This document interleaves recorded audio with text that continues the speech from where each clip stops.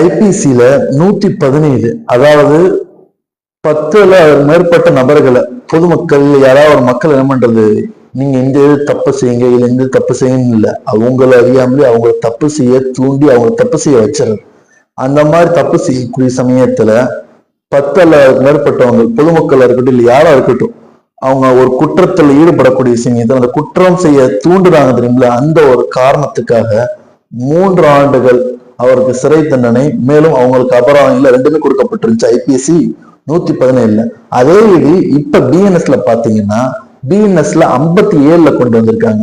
10 அல்லது அதுக்கு மேற்பட்டவங்க இல்ல பப்ளிக் பீப்புள் யாரா இருக்கட்டும், அவங்க என்ன பண்றாங்க, அவங்கள தவறான குற்ற செயல்களில் ஈடுபட அவங்க நீங்க தூண்டுனீங்கன்னா 3 வருஷத்துல இருந்து இப்ப 7 வருஷமாகவும் பிளஸ் அபராதமாகும். ரெண்டுமே சொல்ல போனா அபராதம் பிளஸ் அவங்களுக்கு கொடுக்கப்படக்கூடிய தண்டனை 7 வருஷம் ரெண்டுமே சேர்த்து கொடுக்கப்படக்கூடியதா இருக்கு. என்ன காரணம்னா, ஒரு கேங்க ஒரு குழுவை நீங்க தவறாக வழி நடத்தி அவங்கள தவறு செய்ய தூண்டுறதுக்காக.